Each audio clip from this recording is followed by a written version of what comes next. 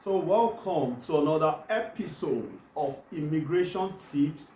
powered by Jake's Embassy Limited. Following the video that I made where I defined the meaning of the visa, the different categories of visas, the format that visa takes, I just feel that it is important for me to take it a step further to analyze one or two things as it relates to the discussion or the topic that I shared with you in my previous video. I'm sure several of you watching me from the continent of Africa will be asking that, how do I get an immigrant visa? What are the processes? Is it possible for me to just go to the embassy to apply for an immigrant visa? So as to have the opportunity to stay back in the Western world, to work, to do things that I've always wanted to do permanently. The truth is this: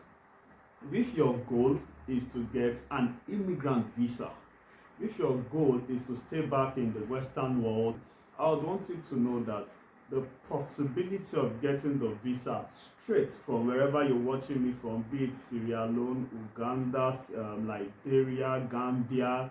Ghana, Benin Republic, and Nigeria, and all of that, the chances of you getting it is a bit slim, simply because of the eligibility criteria, the conditions attached to it. It's not something you could, just submit, make an application, go to the embassy to make an application, and you just get it like that. There are processes that are involved. In fact, I'm suspecting that in my next video, I'll take time to analyze some of the requirements that you need to meet in order for you to be granted an immigrant visa. So before I go into that, I think I'd like to share with you one of the simplest way of getting a visa that would help you to stay back permanently in the Western world, if not permanently, for a very long period of time. Now, for those that are expecting me to say that, once you come here, you should just maybe possibly use a tourist visa, a visitor's visa, a conference, or any of the categories of non-immigrant visa to come here, and you now stay back, you overstay, you do things that are illegal. No,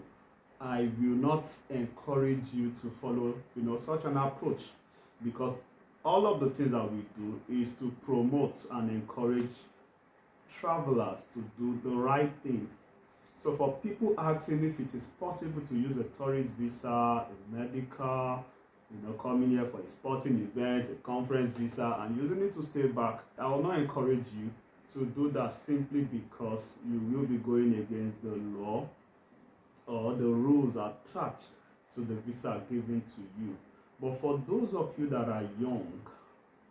that wants to travel abroad, that wants to work abroad, I will rather encourage you to consider coming to this part of the world as a student, because coming here as a student would help you to get a visa that would last for, let's say, 5 to 6, 7 years. And I believe once you are here for 5 to 6, 7 years, you'll have the opportunity of working, even if it means starting as a part-time, doing a part-time job. You'll be able to work to acquire, work experience, for you to acclimatize, for you to earn their degree after, graduating. And at the same time, you would have all of the experiences needed to succeed in this part of the world by acquiring the right job that would reward your investment. So if you're thinking of, if your plan is to get a quick fix, or you're looking for an agent that will just package you with all those funny things that they sell online for you to use to come to this part of the world, I would, in fact, I think I would encourage you to desist from watching, from following us, because we are not here to promote illegalities or anything, or things that are against the law of the land. So as I said, with the plan is to maybe come to Europe, come to US, UK, Canada, and you aim to stay for a long period of time with the hope of working here and settling down. One of the best things for you to do is to come here as a student. And coming here as a student does not mean that you should just come here to pick up and to apply, or to apply for anyhow course. Those that come here, with the intention of studying public admin, political science, mass communication, sociology, and some English language, and some funny courses, if you make the mistake of applying for courses like that, I'll disappoint you by telling you that your skill set or the qualification that you will earn at the end might really not be relevant to the demands of the labor market in this part of the world. That is to say that if you are coming here, it is important for you to study STEM related courses.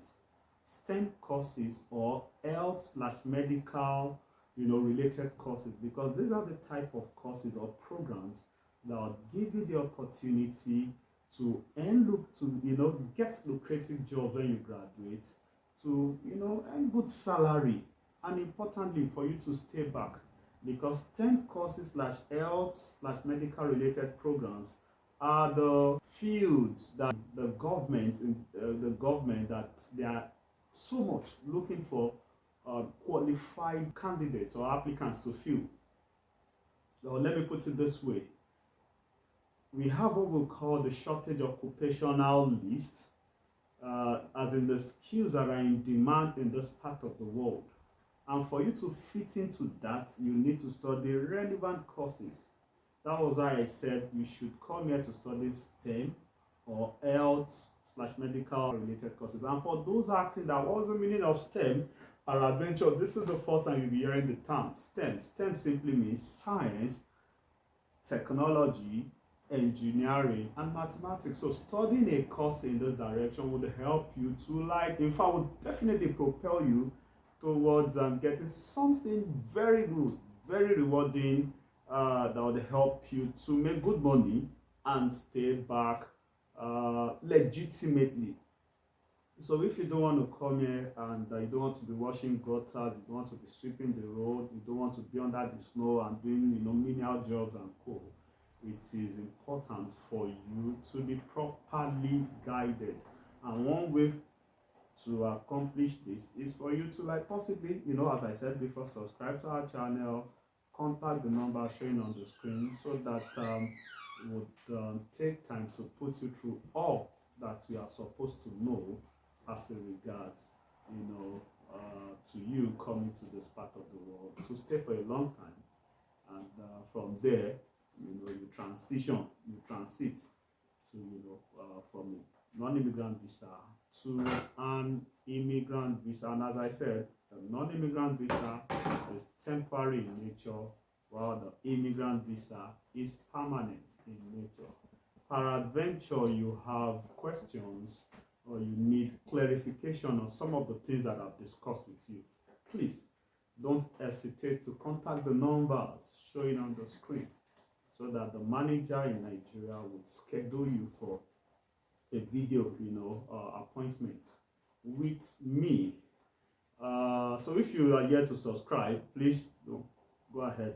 to subscribe, and also help us by sharing this content so that people around you would also benefit from some of the things that we are saying.